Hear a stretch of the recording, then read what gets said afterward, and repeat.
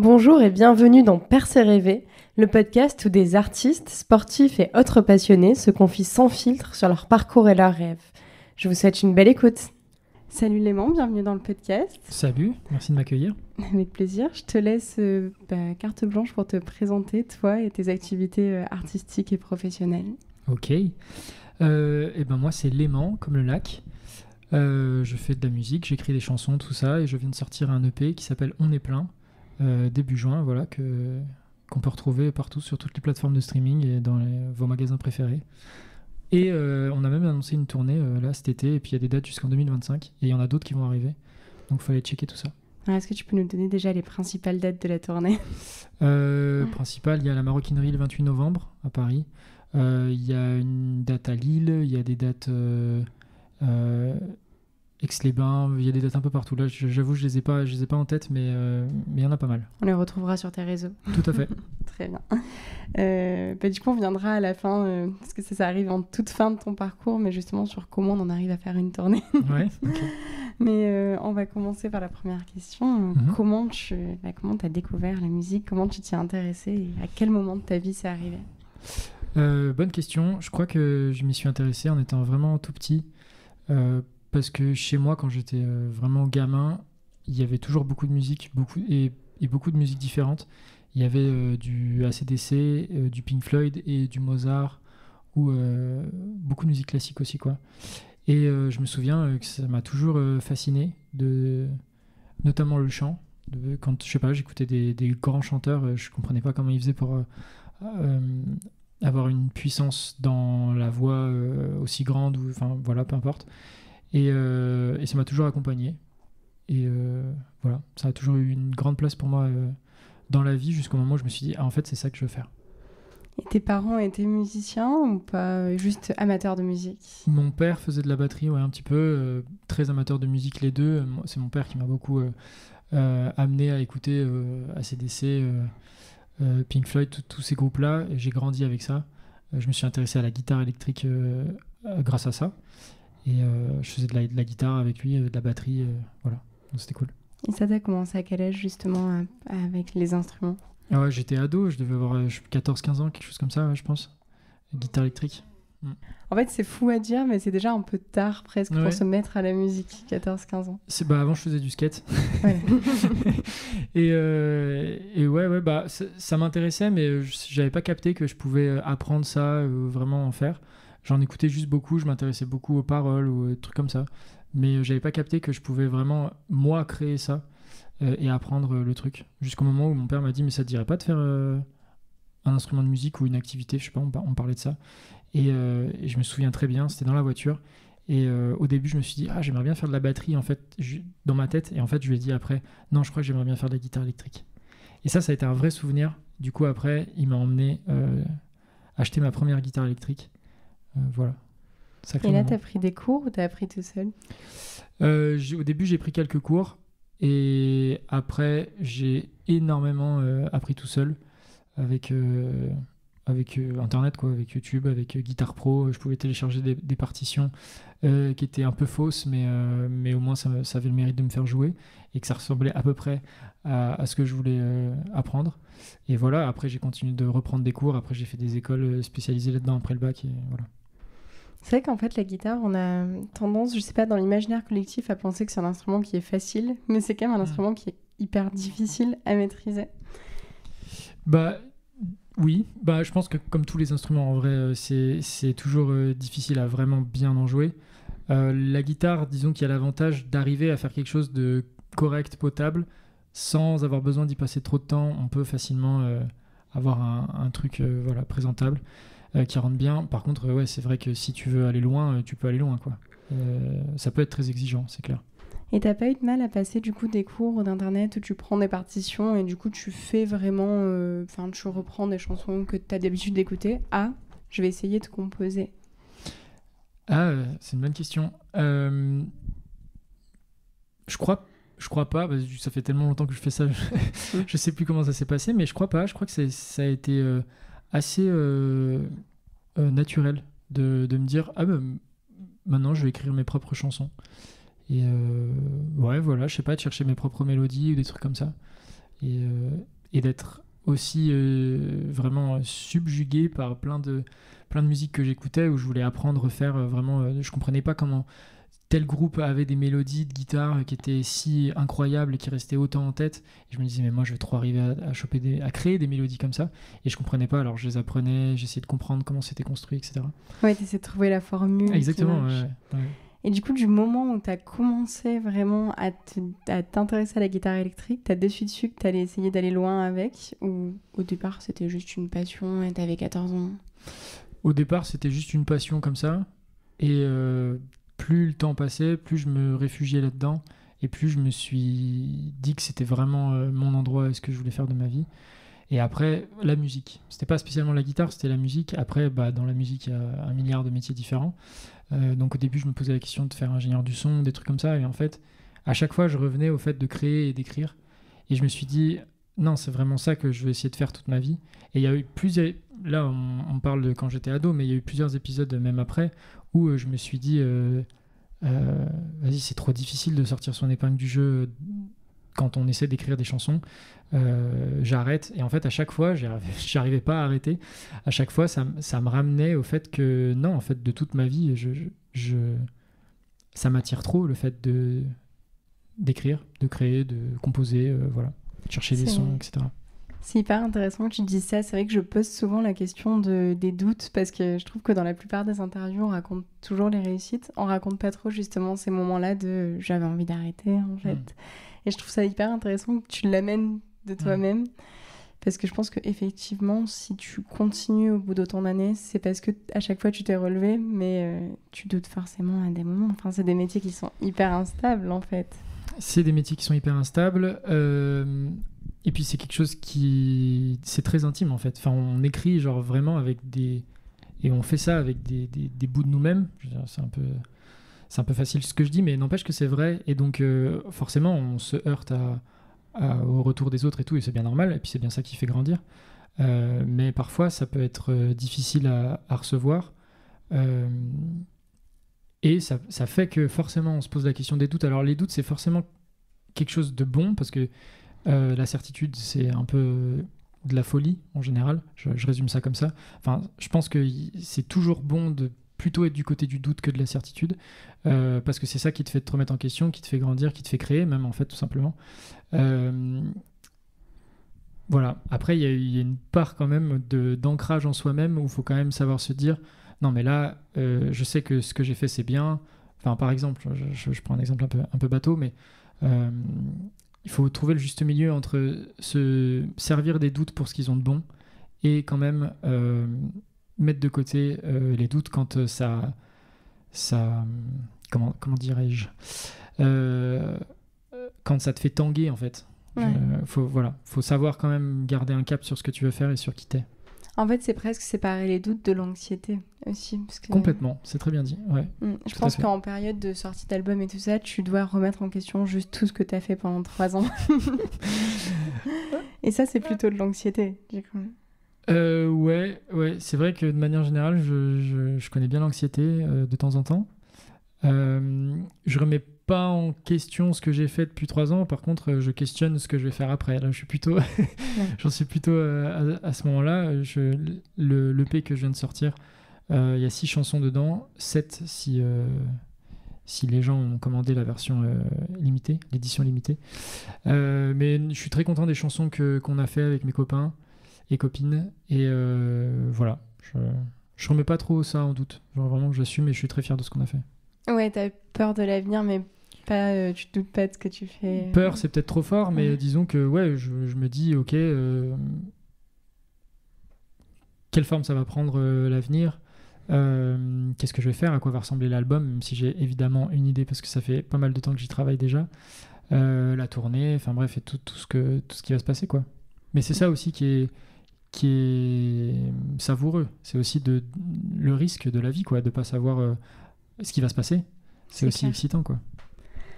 Si c'est ton père qui t'a du coup proposé de te mettre à la musique et tout ça, est-ce que lui et le reste de tes proches ont bien accueilli le fait que tu veuilles en faire ton métier par contre par la suite? Ouais, ça j'ai beaucoup de chance. Ça vraiment j'ai une chance de fou avec ça. Mes 2 parents, ils ont tout de suite accepté ça. Et ils m'ont soutenu là-dedans. Ils m'ont dit, tu sais que ça va être difficile. Enfin, dans le sens où ils savent pas ce que c'est parce qu'ils connaissent pas ce milieu-là, l'industrie de la musique et tout ça. Mais ils m'ont dit, ça va être difficile, mais on sera là pour te soutenir. Et c'est ce qu'ils ont fait. Voilà, j'ai pu faire des écoles spécialisées dans la musique après le bac. J'ai pu faire que ça de ma vie depuis le bac tout le temps. Voilà. Et pour toi, justement, ce que tu dis qu'ils connaissaient pas l'industrie de la musique, mais pour toi, à ce moment-là, avant le bac, parce qu'après, j'imagine que les écoles te guident quand même, mais avant le bac, pour toi, c'était quoi l'industrie de la musique? Tu pensais que ça allait se passer comment? J'en avais aucune idée, parce que c'est quelque chose de très très compliqué, l'industrie de la musique, et tant que tu... Comment dire? C'est très compliqué à comprendre de comment ça fonctionne, c'est compliqué à rentrer dedans, se faire une place, etc. Ça prend du temps, ça marche. Enfin, il faut rencontrer des gens, faire du réseau, mais ça c'est comme toutes les industries. Enfin, tout fonctionne comme ça. Voilà. Et puis il faut avancer, se faire une, comment dire, être identifié, etc. Donc ça prend du temps. Ouais. Et tu avais passé par quoi comme école après le bac? Après le bac, j'ai fait le CFPM de Lyon et l'ENM de Villeurbanne. C'est deux écoles où tu fais que de la musique. L'ENM de Villeurbanne, c'est un conservatoire. Voilà, où tu as des diplômes, etc. Et là, l'idée, c'était de rester plutôt donc, sur les instruments, sur le côté chanteur, ou d'arriver à faire vraiment tes compositions en entier? Non, c'était principalement d'apprendre vraiment la science de la musique, c'est-à-dire genre vraiment j'avais des cours de solfège, des cours de rythme, des cours d'histoire de la musique, et ces deux écoles, je les ai fait en spécialité guitare. Donc j'avais des cours de chant à l'ENM, mais c'était vraiment pas ma spécialité et il n'y avait pas de cours de composition. Et tu penses que ça t'a aidé quand même comme école ou tu Ah ouais, remets ouais. un peu en question? Ah ouais, non, carrément, ça m'a grave aidé, ça m'a fait rencontrer plein de gens, ça m'a fait beaucoup grandir. J'ai appris du solfège, vraiment l'harmonie, vraiment la science de pourquoi telle note marche avec telle note, pourquoi ça crée une tension que tu résous, de quelle façon, etc., les cadences, enfin bref. Et ça, je m'en sers tous les jours. Ok. Et ça, t'as fait ça pendant combien d'années? J'ai fait 1 an au CFPM et j'ai fait 4 ans à l'ENM, je crois. Ouais. Ouais. Oui, donc c'est un programme grande école quasiment. Ouais, c'est ça, ouais, c'est ça. Et en même temps, à côté, j'avais mes groupes de compos où on essayait de développer nous-mêmes notre projet de perso, quoi. Voilà. C'est un travail monstrueux quand même de faire tout ça en même temps. C'était beaucoup de travail, ouais, depuis toujours, ouais. Mais donc, du coup, parce que puis même, du coup, on apprend au-delà de la musique. C'était savoir développer un projet, la communication sur les réseaux, sur tout ça. Enfin, tout ce qui est technique de son, direction artistique. Ça, c'est des trucs qu'on n'apprend pas à l'école. C'est des trucs que j'ai appris tout seul avec mes collègues, en fait, en cherchant sur Internet, en faisant ce que je faisais quand j'étais ado, c'est-à-dire analyser, essayer de comprendre par moi-même aussi, quoi. Puis en fait, c'est vrai que tout ce qui est communication et tout ça, justement, aujourd'hui, ça fait partie intégrante d'un métier d'artiste. Tout à fait. Ce qui était peut-être pas le cas il y a 20 ans. C'est clair. Aujourd'hui, t'es obligé de faire avec, quand même. Obligé, je sais pas, mais c'est très difficile de faire sans. Ça, c'est clair. Et même il y a 4-5 ans, ça n'avait pas cette place-là. Ah ouais? Je crois... 4-5 ans, si, peut-être, mais... en tout cas, moi, quand je suis arrivé faire ces écoles-là, que je faisais même vraiment mes premiers projets de compo que je voulais un petit peu professionnalisant, quoi, les réseaux sociaux, c'était important, mais c'était pas aussi prépondérant qu'aujourd'hui dans l'industrie de la musique, quoi. La place que ça a, c'est gigantesque. Et justement, tu peux nous parler de ces premiers projets de compo? Oui, c'était un groupe qui s'appelait Hawkins, H-O-K-I-N-S. Il y a des trucs qui sont trouvables sur Internet. On a sorti 2 EP. Le premier était très stoner en anglais, plutôt en anglais. Le deuxième était un peu moins bourrin, mais toujours bourrin, en français. Le deuxième, ça ressemble beaucoup à du Muse, mais en français, et la version bourrine de Muse. Voilà. On avait fait plein de concerts, voilà, tout ça. C'était vraiment mon premier projet qui se voulait... on essayait de faire les choses bien, quoi. Et ça a duré combien de temps? 4 ans, 2012-2016. Ok. Et c'est après, t'as voulu te lancer seul? Après, petite traversée du désert, qu'est-ce que je fais, etc. C'est là où j'ai tenté The Voice. Et après, j'ai repris ma traversée du désert jusqu'à arriver à faire mon projet solo, tout à fait. Okay. Est-ce que tu as tout de suite... c'était une évidence, la forme qu'a pris ce projet solo, ou tu as hésité sur qu'est-ce que tu voulais faire, justement? Non, c'était long. Ouais. C'était pas une évidence. Je savais que je voulais faire de la musique, mais je savais pas sous quelle forme. Je savais pas trop avec qui. Donc, en fait, j'étais un peu tout seul à ce moment-là. Et il y avait des côtés qui faisaient que c'était difficile à vivre, mais c'était une bonne chose parce que ça m'a permis de reprendre les choses un peu à la racine de vraiment qu'est-ce que je voulais pour moi et de me dire, ok, je vais ne pas faire les choses pour plaire, je vais faire les choses pour moi parce que c'est ce que j'ai envie de faire, ce que j'ai envie de dire, et tant pis si ça plaît pas. Franchement, je m'en fous. J'arrive pas à tirer mon épingle du jeu depuis tant d'années, et ben si ça plaît pas, c'est pas grave, ça changera pas, mais au moins je ferai quelque chose qui me correspond totalement. Et c'est là où j'ai commencé à écrire mes premières chansons politiques, notamment, parce que depuis très longtemps, je m'intéressais à la politique, et donc j'avais envie d'en parler, mais je le faisais pas, parce que c'est compliqué quand même pour les artistes de parler de politique. Et puis là, je me suis dit, vas-y, je m'en fous, je le fais, et je mets les pieds dans le plat, je dis vraiment tout ce que je pense, et c'est là où j'ai fait notamment ma première chanson, Les Plus Bornés. Et en fait, à partir de ce moment-là, j'ai eu l'impression d'être beaucoup plus moi-même artistiquement, quoi. Ouais, beaucoup plus compris aussi. Ouais, et clivant du coup aussi. Mais voilà, ça plaît pas, mais c'est là. Il dit c'est vraiment courageux de se dire ça plaît pas, parce que mine de rien, c'est ce qui te fait vivre, quand même. Ouais, courageux, je sais pas, mais... Je sais pas comment répondre à ça. Je dirais que peut-être que c'est courageux de tenter d'être soi-même. Je sais pas. Tu peux nous parler justement... Ça peut être difficile en tout cas. Ouais, j'imagine. Tu peux nous parler justement de ces chansons politiques que tu as écrites? Les Plus Bornés, j'en ai écrit plusieurs. Disons que la plus frontale, c'est Les Plus Bornés. J'ai commencé à l'écrire à l'époque des Gilets jaunes. Et j'ai mis plus d'1 an à l'écrire parce que je voulais vraiment peser chaque mot. Il n'y a pas de refrain dans la chanson, c'est vraiment juste un pamphlet en fait. Ça parle de ce qui se passait en France et de ce que je voyais. Et j'ai mis longtemps à l'écrire. Elle est sortie juste avant les présidentielles de 2022. Et je vois que... il y a des trucs... Elle est sortie en 2022, mais il y a des trucs que j'ai commencé à écrire en 2019, 2020, un truc comme ça. Et je vois que c'est toujours autant d'actualité. Ça me fait chier oui, que ce soit d'actualité encore, et même toujours plus. Pour donner un contexte, on est en train d'enregistrer entre les 2 tours des législatives. Tout à fait. Tout à fait. Le fascisme prend de plus en plus de place. Et c'est une chanson qui parle de ça.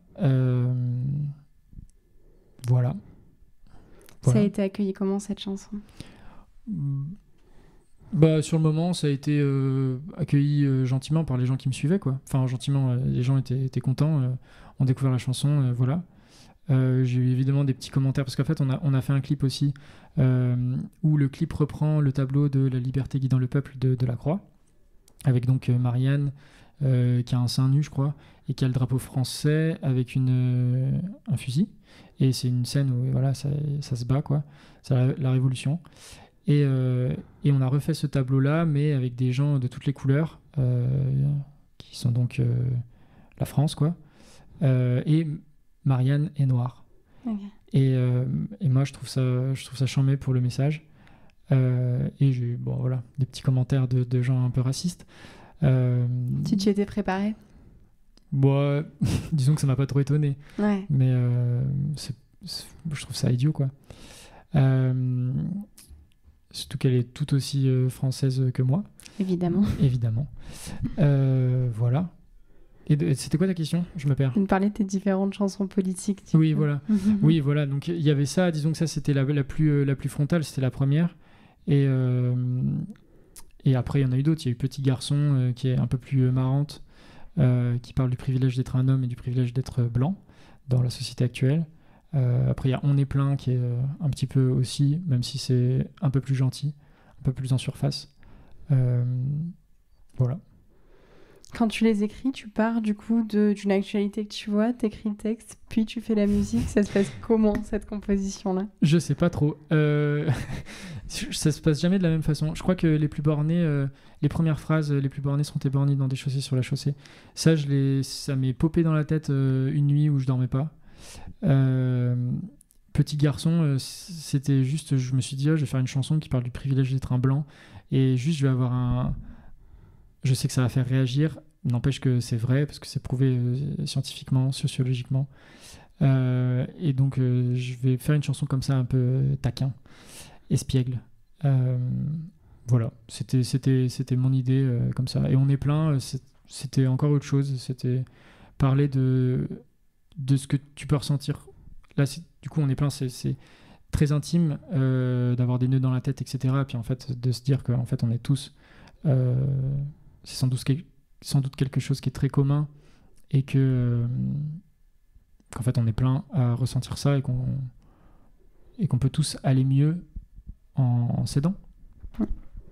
Aujourd'hui, tu es signé chez Warner, si je me trompe Tout à pas.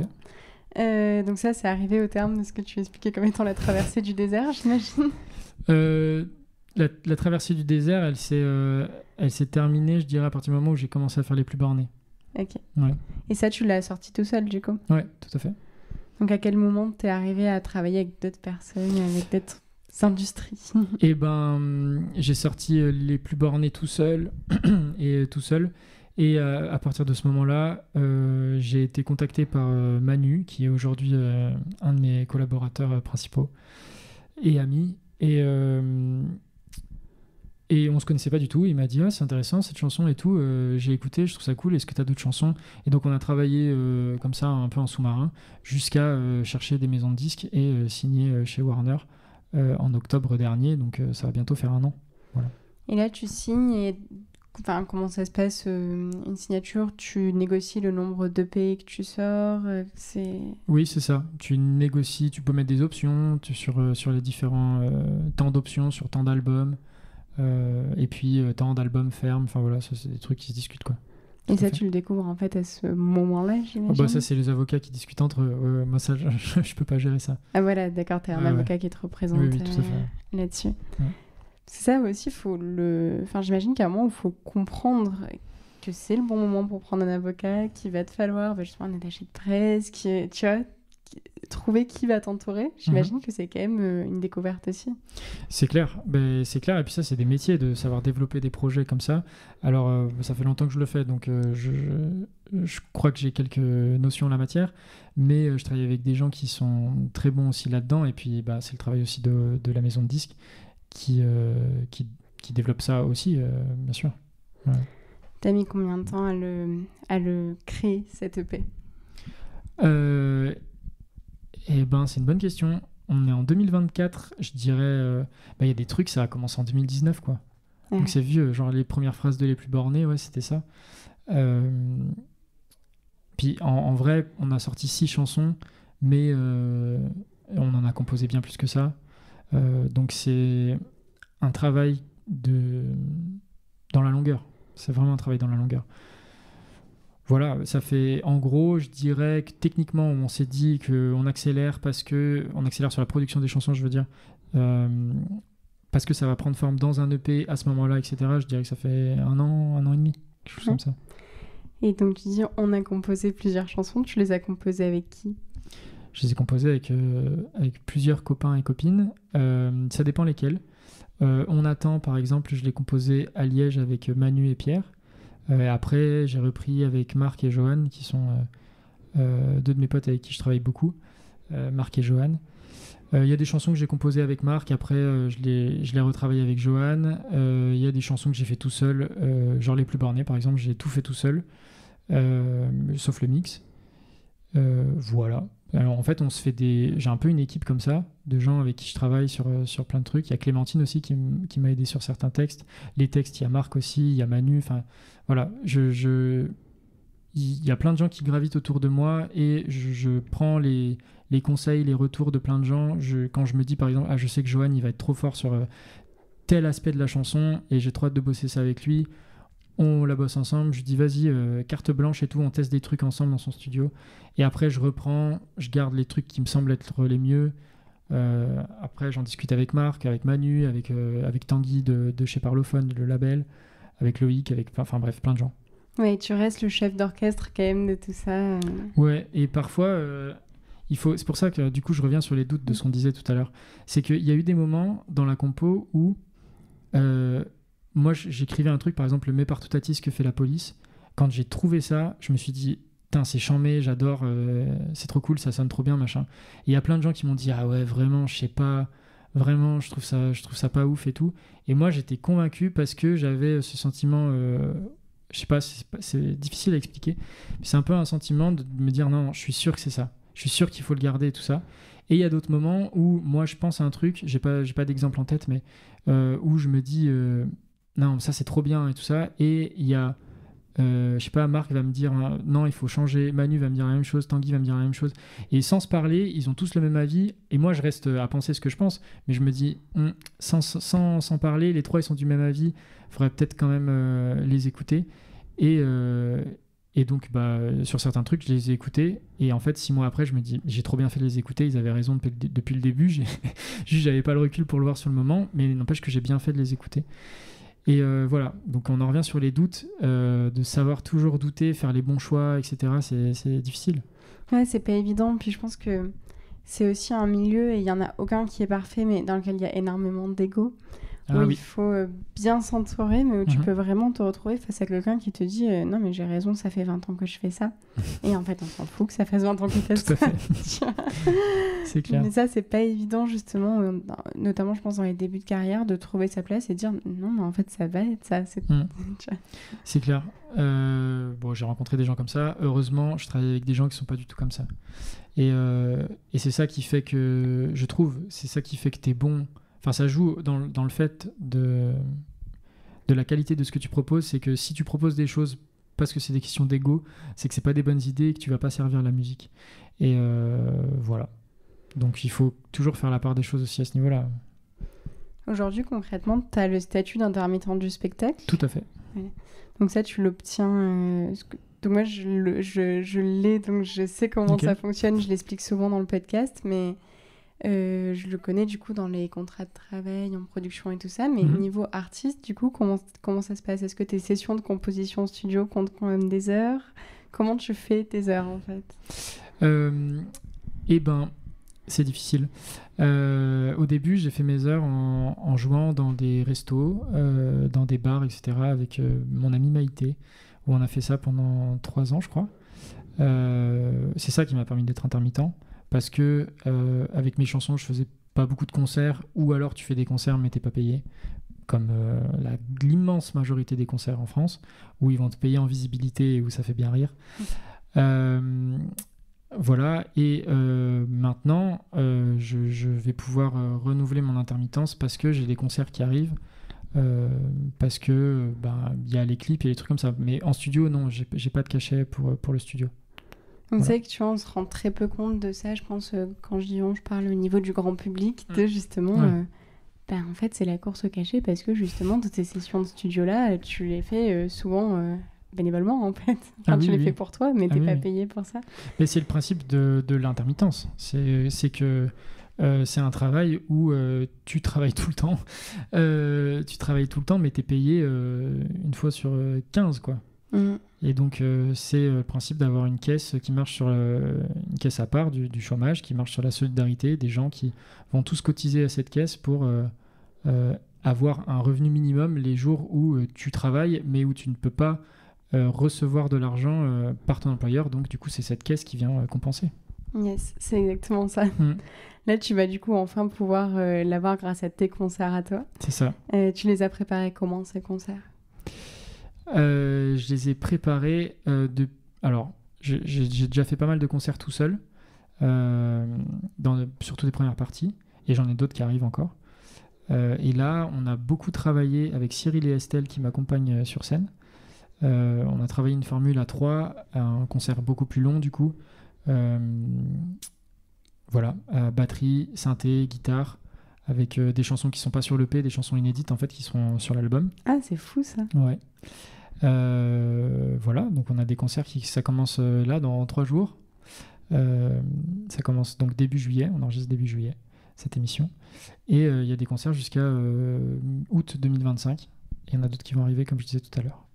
Je partagerai toutes les dates Trop bien. sur mes réseaux. Trop cool. Donc cette EP fait 6 chansons et 7 si on a la version limitée, c'est ça? C'est ça.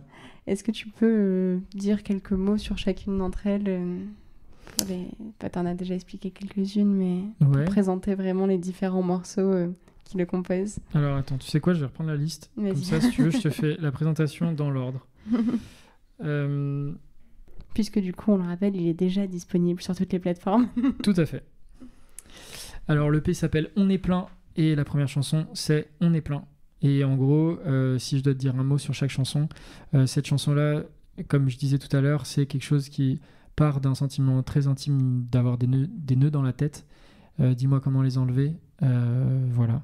Et en fait, de se dire qu'on est beaucoup à ressentir ça et que ces nœuds dans la tête, d'où ils viennent de plein d'endroits, du fait qu'il pleut du plastique dans les rues de Paris, par exemple, du fait qu'on soit trop pudique pour se dire que l'on s'aime, et voilà, je parle dans la chanson. Et à la fin de la chanson, c'est un peu comme la morale de l'histoire, je dirais, c'est n'oublie pas que sans l'autre, on n'est rien. Et ça, c'est vraiment hyper important, c'est de se rappeler que pour apprendre des choses sur nous-mêmes, pour pacifier la relation qu'on a avec nous-mêmes, et ben ça passe aussi par les relations qu'on peut avoir avec les autres, qui nous apprennent des choses sur nous-mêmes en fait, voilà, et ça fait toujours du bien. C'est clair. C'est le sens de cette chanson. Ok, j'enchaîne. Après, Vas-y. C'est On attend. On attend, ça parle de l'alcoolisme de mon père et du fait d'attendre qu'on compte pour lui. On attend, c'est ma sœur et moi. Voilà, je crois que ça va... que dire de plus. JVQTSM, c'est Je voudrais que tu sois mort. Et c'est une chanson, j'étais en colère après quelqu'un un jour et je me suis dit, comment faire en sorte de rigoler de ce sentiment de colère qui est quand même pas très agréable mais qui est somme toute quelque chose d'assez commun. Et bah je vais en faire une chanson, puis je vais en faire une chanson absurde, vraiment, donc je voudrais que tu sois mort, s'il te plaît va aux enfers en escalator, voilà, de faire quelque chose d'assez drôle en fait. Oui, et c'est ça, on n'est pas sur une chanson violente. c'est non, vraiment pas, c'est complètement absurde. C'est complètement absurde et c'est présenté en plus comme une chanson qui veut du bien à la personne, donc voilà, c'est vraiment du millième degré et moi ça me faisait beaucoup rire. Voilà, après on a donc Les Plus Bornés, dont je parlais tout à l'heure, avec le message politique, toujours autant d'actualité malheureusement. Petit garçon qui parle du privilège d'être un homme et d'être un blanc.